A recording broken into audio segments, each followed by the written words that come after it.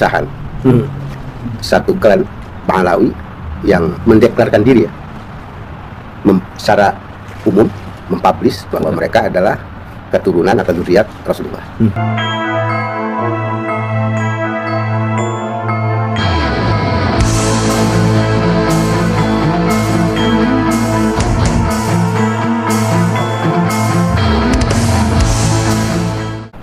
Kiai Imad itu dan beberapa kiai mempertanyakan keabsahan satu klan Pahlawi yang mendeklarkan diri ya, secara umum mempublish bahwa mereka adalah keturunan atau dzurriyyat Rasulullah. Nah, ini titik persoalan. Dan Kiai Imad serta para kiai lain yang meragukan itu melalui telaah dan kajian referensi, artinya itu adalah ilmiah, sehingga ketika Kiai Imad dan kawan-kawan itu meragukan, itu dasarnya bukan kebencian. Karena itu saya secara pribadi, karena pernah bertemu dengan Kiai Imad sebelum menjadi bola panas begitu, saya katakan sejauh itu memang ilmiah, itu layak disampaikan ke publik. Mengapa? Karena mereka pun dari klan Pahlawi ini mendeklarasikan diri sebagai dzurriyyat Rasul itu di publik. Kita tidak bisa menyebut oknum ya, seperti Bahar bin Smith misalnya.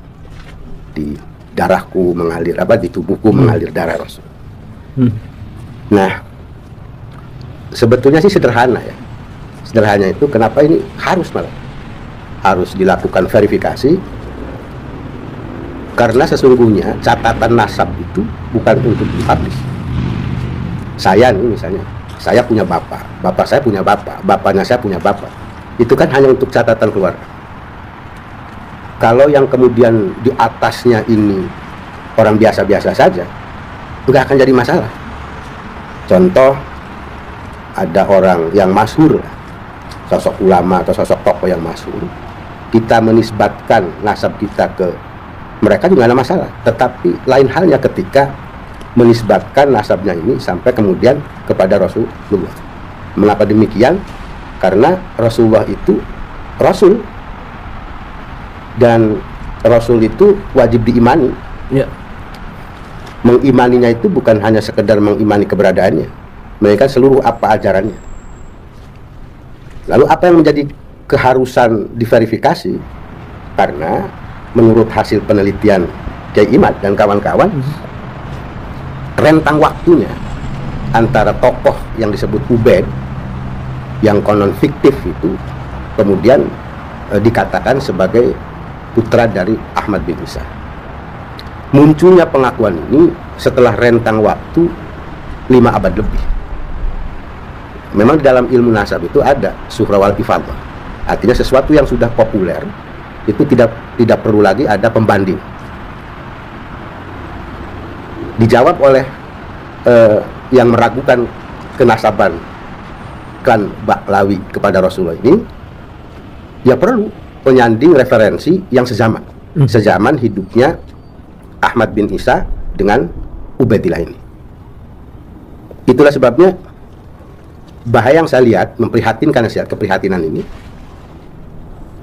ilmiah lalu ditanggapi oleh kelompok yang muhibbin ya, muhibbin sebetulnya, tapi istilah plesetannya muhibbin. Karena kalau muhibbin itu terlalu halus lah. Ini muhibbin ini persis gaya-gayanya, cara-caranya seperti ormas yang sudah dibubarkan, FPI lah. Ya. Kita tahu FPI itu di bawah komando Rizik Syihab. Misalnya ada loh anggota kita yang tatkala Rizik Syihab mau ke Banten itu menyuarakan penolakan, itu malamnya disamperin, dipersekusi. Sebetulnya, nah kemarin terjadi juga di kalau tidak salah Gresik ya, kemudian di Karawang. Sampai segitunya dimulai dari soal perdebatan nasab ini. Nah, saya pikir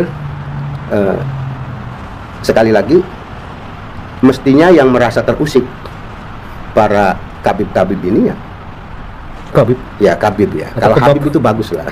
Khabib. Kalau saya nyebutnya Khabib. Khabib itu menahan diri. Tuntutan kemudian untuk tes DNA, yang ngapain mereka harus menolak? Karena rentang waktu sekian, mereka pun mengaku dirinya sebagai keturunan Rasul, ya mereka harus berani melakukan tes DNA itu. Karena kalau kemudian dilawannya dengan cara-cara doktrinasi yang tidak ilmiah, ini harus juga kita pertanyakan, karena ini sudah menyangkut masalah agama. Pengakuan terhadap nasab seseorang, jangankan kepada Rasulullah, kita ngaku anaknya si A yang tidak kita ketahui aja itu tidak baik, apalagi kemudian mengakui sebagai zuriat Rasulullah. Lalu yang bahayanya kan dibangun sebuah framing seolah yang menolak keabsahan nisbat nasab Ba'alawi ke Rasulullah ini adalah membenci baik Ahlul Bait atau zuriat. Tidak, umat Islam itu memang diperintahkan untuk menghormati, ya, tapi tidak untuk mengkultuskan. Nah ini sudah mulai adu domba kayak begitu, sehingga ada kelompok-kelompok yang apabila orang menghinakan Ahlul Bait maka wajib diperangi misalnya. Ini kan bahaya, padahal yang lagi dibahas bukan soal Ahlul Bait. Kalau mereka kemudian memerangi itu dengan atas nama Ahlul Bait, itu berarti betul mereka itu mendeklarasikan diri secara publik bahwa mereka Ahlul Bait. Kalau ke Ahlul Bait, ya kita memang harus menghargai, dan dzurriyyah Rasul itu ila yaumil qiyamah ada, itu pasti ada. Hanya pertanyaannya kan, apakah Rizik Syihab itu termasuk dalam dzurriyyah? Kan itu yang dipertanyakan. Apakah semisalnya Bahar Smith itu masuk kategori dzurriyyah, atau apakah Lutfi bin Yahya itu masuk kategori Ahlul Bait? Lah ini sedang dibedah, dan pembedahan itu melalui kajian ilmiah. Maka silakan lawan saja dengan cara-cara ilmiah. Itu saya pikir. Oke, saya kan mencoba menempatkan diri sebagai orang awam nih, Pak. Ya. Yang sampai sejauh ini belum pernah ngobrol bertemu dengan Habib dan juga banyak orang seperti saya, Pak. Nah, ketika melihat kontroversi yang ini begitu tajam, saran Pak gimana terhadap orang-orang awam seperti saya? Apakah harus bersikap, turut bersuara, atau ya sudah diam saja, nonton? Ya, bagi orang awam cukup menyimak, tidak perlu komentar, karena nanti salah lagi komentar. Tetapi yang harus juga diketahui oleh orang awam, saya ingin menggambarkan begini. Tadi di awal ya, saya katakan kalau yang diaku itu nisbatnya kepada, katakan saya anak Soekarno, gitu. Saya anak Soeharto, itu nggak akan jadi perdebatan apa-apa. Tapi yang diaku ini adalah Rasulullah, dan Rasulullah itu kan milik umat. Rasulullah itu ada Rasul, Muhammad itu adalah Rasul. Betapa disucikannya karena Allah mensucikan. Betapa diagungkannya karena perintah Allah untuk mengagungkan. Maka ini rentan untuk disalahgunakan. Seperti halnya ada dulu itu kasus-kasus, taruhlah ada pejabat baru yang punya kekuatan luar biasa misalnya, ada Kejagung, ada apa gitu ya. Orang mau menipu dengan mengatakan bahwa saya ponakannya pejabat baru ini, yang kan begitu. Nah hari ini fenomenanya akhirnya terbongkar juga. Misalnya ada kepala kerbau, ya, dikasih mesam, kemudian tulis wali, ada manipulasi kuburan misalnya. Nah ini kan penyesatan pada akhirnya. Kenapa kemudian masyarakat awam percaya? Nah ini bahayanya. Masyarakat awam percaya karena mereka mengaku dzurriyyat Rasul. Ini nanti kepada soal akidah juga. Bagaimana penyimpangan sejarah misalnya, pahlawan Diponegoro diaku Habib segala macam kan gitu. Ini dalam konteks yang menyangkut soal bangsa ini, soal negara. Nah ini juga saya pikir pemerintah harus turun tangan, sehingga tidak terjadi namanya penyimpangan sejarah. Kalau saya melihat ya dari cuplikan-cuplikan video di YouTube itu, dan dengan fakta-fakta yang ada, ini memang sudah membahayakan. Oleh karena itu, kenapa saya mendukung kajian penelitian terhadap pengakuan kan Ba'alawi sebagai cucu Rasul? Ya karena ini sangat rentan untuk digunakan hal-hal yang negatif. Sebetulnya kan barangkali Pak Ihsan juga tahu, sejak 2016-an lah saya sudah berhadap-hadapan dengan kelompok mereka itu, tapi dari sisi perilaku ya. Nah, saya dulu juga saya nggak percaya bahwa di darah ada di tubuhnya si Bahar misalnya, di tubuhnya Rizik Syihab itu ada darah Rasul, nggak percaya. Kenapa? Karena perilakunya tidak mencerminkan datukku. Genetik itu nggak bisa keluar dari situ. Lalu ada yang mencoba membantah. Lo katanya anaknya Nabi Nuh juga, Kan'an itu kafir. Jangan samakan Nabi Nuh dengan Muhammad Rasulullah. Kalau ada orang berargumentasi begitu, misalnya, ini kok si Bahar itu bacotnya gitu ya, saya agak kasar nih, karena memang sebenarnya udah jengkel. Tingkah lakunya, gaya preman itu, apakah itu sesuatu akhlak yang diajarkan oleh Rasul? Ya. Kan tidak. Tapi kenapa orang yang mengaku diri Rasul bertingkah seperti itu? Lalu mereka bilang itu kan oknum. Tidak semua cucu itu harus baik. Misalnya mencontohkan Kan'an, anak Nabi Nuh, lebih tersinggung karena Muhammad sebagai Rasulullah berbeda dari Rasul-Rasul yang lain. Karena sosok Muhammad itu adalah Sayyidul Anbiya wal Mursalin, pukunnya, gitu ya, Sayyidnya para Nabi dan para Rasul, bahkan Sayyidul Tsaqalain, bahkan dia menjadi raja makhluk manusia dan jin. Jadi tidak mungkin zuriat Rasul yang ada noktah darah Rasul itu berperilaku jauh dari ajaran Rasulullah SAW. Itu saja orang awam cukup begitu, sehingga tidak mudah terprovokasi oleh pengakuan saya ini cucunya Rasul. Ya, oke. Gitu. Nah, oke. Jika saya misalnya bertemu dengan cucu Rasul, Ya. zuriat yang sesungguhnya, Yang sesungguhnya. itu sikap apa sih yang sebenarnya harus diberikan sebagai orang yang memang percaya pada Rasulullah? Ya memang Apakah harus benar-benar menundukkan diri, kemudian bersikap begitu tunduk pada zuriat yang sesungguhnya, atau sikap seperti apa, Pak? sikapnya kita takziman wa takriman, itu tidak mengkultuskan loh ya, tidak mengkultuskan. Jangankan ke zuriatnya, ke Rasulullah aja kan kita tidak boleh mengkultuskan. Ya. Nah, begini, kalau kita mau jujur, Pak, tidak ada orang yang asli keturunan Rasul itu akan mendeklarasikan diri, mempublis dirinya sebagai keturunan Rasul. Berarti kalau orang di mana-mana mendeklarasikan diri sebagai keturunan Rasul, sudahlah, itu nggak bisa dipercaya, tidak bisa dipercaya. Itu akan bohong. Tapi dalam konteks kontroversi ini muncul kan PWI, Pak, Ya, Persatuan Wali Songo Indonesia, Ya. yang kemudian juga mempublish dirinya keturunan Wali Songo. Gimana tuh, Pak? ya.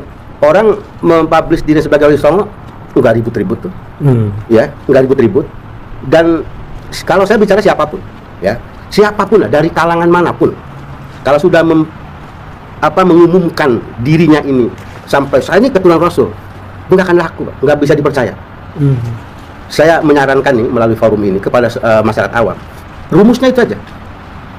Rumusnya sederhana. Kalau orang mendeklarasikan dirinya bawa-bawa nama orang besar, orang besarnya ini adalah orang yang kita imani sebagai Nabi dan Rasul, jangan dipercaya. Sebab tidak akan pernah ada orang yang memang genetikanya nyambung langsung ke Rasulullah itu menyatakan dirinya di masyarakat sebagai keturunan Rasul. Rumusnya sederhana itu aja. Sekalipun benar dia itu tetesan darahnya ada tetesan darah Rasul. Ya. Gitu. Nah, sebetulnya istilah Habib ini, ulama itu Habib, Pak. Ulama ya. Habib itu artinya Iya. apa, Pak? Saya ingin kasih contoh kata ini ya. Rasul itu Habibullah, ya. Rasul itu disebut Habibullah, ya kan? Kekasih Allah itu Rasul. Lalu orang yang mengimani Rasul dengan Allah mengimani Rasul, Habibur Rasul. Habibur Rasul jelas ulama. Sebab itu dinyatakan oleh Rasulullah, al ulama warasatul anbiya. Nggak ada hadis teksnya al habaib warasatul anbiya. Karena itu terhadap ulama inilah sebetulnya kita harus percaya. Percaya dalam hal apa? Ya karena ulama artinya orang yang berilmu. Bukan hanya berilmu tapi juga berakhlak, mengikuti jejak apa yang diajarkan oleh Rasulullah. Itulah orang yang harus kita hormati dalam konteks keilmuannya sebagai pewaris Rasul. Ya kalau model pengakuan sebagai zuriat Rasul kayak model si Bakar, gimana kita mau menghormati apa? Kualat. Orang tua kita lebih mengualati kita. Kenapa kita lupa dengan hal itu? Ya. Gitu. Lalu, Pak, ini saya menempatkan diri lagi seorang awam nih, Pak, yang memang Sama-sama orang aku apa tidak yang mengerti, ini. Pak. Dengan terjadinya kontroversi ini, sesungguhnya apa yang dipertengkarkan, kalau boleh tahu, di panggung belakang ini, Pak? Iya. Kalau saya dengan husnudzon saya, yang dipertengkarkan itu karena nggak percaya nih. Masa sih ada kelompok orang yang mengatasnamakan dirinya ke Rasulullah, tetapi perilakunya, lisannya, pemikirannya itu tidak seiring dengan apa yang diajarkan Rasulullah. Lalu yang kedua, ini sudah ada fakta, pemutarbalikan sejarah. Ini maunya apa gitu? Kenapa mereka laku? Dan kita lihat misalnya gerombolan 212 lah, ya, Kita tahu semua itu, publik tahu semua itu. Bagaimana penghinaan terhadap pemerintah misalnya, dengan kata-kata yang sesungguhnya itu tidak ada agama mengajarkan. Al-Quran itu bahasanya indah dan halus. Menyinggung orang nggak ada istilah apa sampai sekeji itu. Tetapi yang mengaku dirinya sebagai zuriat Rasul ini tadi Pak Ustaz, perlu saya mendukung semua dipletelin. Dan apabila mereka tidak mau tes DNA, ya sudah. Dan kuncinya bagi masyarakat awam, jangankan bodongnya, lagi misalnya tes DNA-nya iya keturunan Rasul, ada genetik. Kalau tingkah lakunya, ucapannya tidak sesuai dengan ajaran Rasul, abaikan itu. Kalau dia di panggung nih mengatakan saya loh yang sudah benar sebagai keturunan Rasul, enggak perlu dipercaya. Tidak perlu dipercaya. Karena sejatinya secara logika nih, silahkan dilakukan observasi. Orang yang mengaku-ngaku keturunan orang besar itu, orang agung itu, sesungguhnya sedang mempromosikan dirinya, bukan yang diagungkannya. Mari kita lihat bagaimana doktrinnya Rizik Syihab kepada orang-orang awam. Disuruh berantem mau, disuruh nyerang mau, dan seolah perkataan Rizik Syihab itu tidak ada salahnya. Berarti dia lagi bersaing dengan datuknya. Ini kan keliru. Kalau kita memang anut terhadap Rasul, ya anut terhadap Rasul, ajaran yang dianut, tidak kemudian kepada sosok yang mengaku dirinya sebagai dzurriyyah. Itu sebenarnya husnudzon saya. Adapun di luar sana misalnya ada prediksi ini perebutan soal keturunan, ya kita mah tinggal ketawa aja. Kalau memang tujuannya perebutan nasab. Jadi nggak ada baiknya orang mempublish dirinya nasab-nasab itu. Jadi di panggung belakang ini nggak ada agenda politik, Pak? Husnudzon saya tidak ada. Karena kan salah satu Habib sekarang ini berada di area kekuasaan. Oh iya, yang banyak melakukan penipuan terhadap kuburan kan. Ya sebut saja Lutfi misalnya. Ya, halus-halus ternyata kan begitu. Apakah ada klan lain juga dalam konteks kontroversi Habib ini menjadi sebuah apa ya? Konflik antara untuk masuk di kekuasaan menggantikan klan baru. Ya apalagi? Iya kan gitu kan. Ini gini, logikanya gini. Katanya gini, ada satu hikmah, kata-kata hikmah. Bukanlah seorang pemuda yang selalu mengatakan ini bapakku, tetapi pemuda adalah inilah aku. Itu kan orang hebat. Tetapi karena sosok Rasul ini, siapa orang yang tidak takut? Bagi orang awam, kalau kamu tidak percaya kepada saya sebagai dzurriyyah, kafir misalnya, nggak dapat syafaat, kan takut. Karena saking mengimani kepada Rasulullah Muhammad. Maka jualan sebagai dzurriyyah ini luar biasa, rentan dan sangat-sangat berpotensi untuk diselewengkan. Nah, maka perlu. Ini juga kejadian ini yakin Pak Ihsan itu ada gerakan dari Allah. Ya. Fi'lul ikhtiyar, fi'lullah. Ini konteks Ahlussunnah wal Jamaah, fi'lul ikhtiyari, fi'lullah. Jadi sekarang Gus Abbas Bunte, Ki Ima dan lain-lain, itu saya yakin ada gerakan itu sebagai katakan dalam bahasa ininya sebagai reaksi dari orang-orang yang mengaku dzurriyyah tapi menghinakan sosok yang diagungkannya. Gitu Pak Ihsan. Tapi bukannya klan-klan yang memang yang pro maupun yang kontra ini adalah kelompok-kelompok masyarakat yang eksklusif, oke? Yang mana? Yang Habib itu eksklusif, Pak. Dan yang mempertanyakan Habib juga. Itulah yang saya katakan, maka saya nggak mau masuk wilayah itu. Pokoknya orang itu, Pak, kalau yang dibesar-besarkannya adalah nasabnya di masyarakat, mempublis dirinya saya turunan sultan, itu nggak ada benernya, Pak. Dalam pengertian bukan sama sekali ya. Itu pasti ada hal-hal tertentu, dan kebanyakan mereka yang saya keturunan Rasul bodoh-bodoh orang, bodoh-bodoh, tapi yang diem-diem menjadi ulama besar. Contoh Syekh Nawawi Tanara, enggak ngaku tuh turunan sultan atau turunan Rasul apalagi. Mana yang ngaku-ngaku dengan mengunggul-unggulkan nasab? Siapapun dan dari kelompok mana. Karena sekali lagi catatan nasab itu adalah urusan pribadi, urusan untuk menyambung silaturahim keluarga, tidak kemudian untuk dipublish gitu. Sehingga orang seolah dituntut aslo ya, saya ini anak anu, kan gitu. Makanya rumus sederhana. Nah, kalau yang pakai lihat motivasi dari deklarasi Habib ini kemana? Deklarasi Habib banyak, Pak. Deklarasi Habib itu kan untuk cari uang, untuk cari kekuasaan. Kan lumayan tuh kalau tokoh berpengaruh banyak masanya. Rizik itu nggak ada apa-apanya kalau nggak jual sebagai dzurriyyah Rasul. Apa makna hidupnya Bahar Smith misalnya? Mereka itu banyak orang datang ke sana Ya karena mengaku dia sebagai perlahan juga orang akan sadar lah. Ya. Dan ini semuanya kalau kita mau diketuk secara finish nih Pak San, ya inilah alamatus saah. Ciri-ciri dekatnya kiamatnya kayak begini. Bisa lebih diperjelas seperti itu? Ya tadi banyak lah ya Rasulullah di dalam hadis-hadis sahih itu sudah memberikan informasi bahwa ciri-ciri datangnya hari kiamat itu prosesnya begini. Orang budak menjadi sayyid gitu. Kemudian orang bodoh dengan mudahnya memberikan fatwa agama. Lalu pengakuan sebagai ahlul bait ini muncul lain sekarang ini yang nampaknya gitu. Alamatus saah. Dan saya bersyukur ada orang yang mengkritisi soal Habib ini karena bahaya. Sangat bahaya. Jadi Pak Kiai melihat ini kontroversi Habib ini benar-benar urusan agama ya Pak? Urusan agama. Ini bukan main-main Pak. Ini urusan akidah. Urusan akidah. Jadi karena sosok Rasulnya yang diakui ya. Gitu. Semata-mata urusan agama. Iya, urusan agama. Nah, kembali lagi Pak Kiai. Ketika masyarakat awam hanya disarankan menonton begitu Pak. Bagaimana dampak terhadap kontroversi yang terjadi sehingga ada pengelompokan yang semakin militan di kelompok masyarakat awam di Habib? Gini, ya itu tadi. Jadi kalau ada hadis yang biasa disampaikan idza ra'a munkaron falyughayyir biyadi. Tafsir biyadi oleh para ulama itu adalah kekuasaan. Itu dengan kalau di kita dengan undang-undang. Ya, dengan seperangkat aturan, bukan dengan tangan besi. Kemudian kalau tidak mampu, kita bukan kapasitasnya menjadi pemerintah, ini penugasan juga kan, proporsional. Kemudian bilisan, kita merubah dengan lisan. Siapa itu? Al ulama. Artinya orang-orang yang paham, orang-orang ulama, orang-orang yang berilmu. Kalau kita tidak mampu menjangkau seperti saya nggak mau membahas nasab karena saya bukan ahli nasab. Lalu apa? Ya kita dengan biqalbi, dengan hati saja. Makanya saya bilang orang awam udah nggak usah ikut-ikutan Habib, nggak usah apa-apa, memantau saja.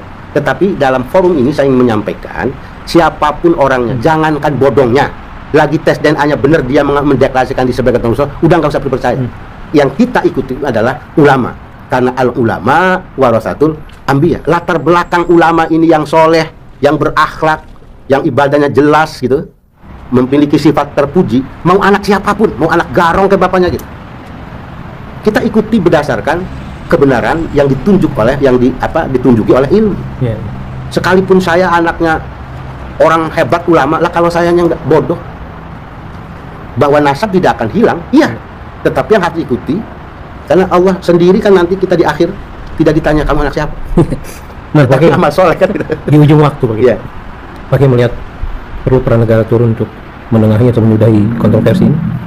Saya melihat kalau negara ini perlu turun itu dalam konteks penyimpangan sejarah. Yang gitu ya. Soal sejarah pahlawan nasional misalnya. Pangeran Diponegoro diakui sebagai Habib gitu kan. Lalu kemerdekaan ini atas persetujuan orang Yaman misalnya kan gitu. Kan ini luar biasa. Pak Mahfud MD juga sudah bicara. Dalam konteks ininya loh. Nah inilah antara lain Pak Ihsan. Lalu kan ini kalau tidak segera disudahi nih, tidak dibawa ke meja hijau nih, dilakukan penyimpangan sejarah nasional ini kan bahaya untuk anak cucu kita. Jangan-jangan nanti kita dijajah oleh Yaman gitu.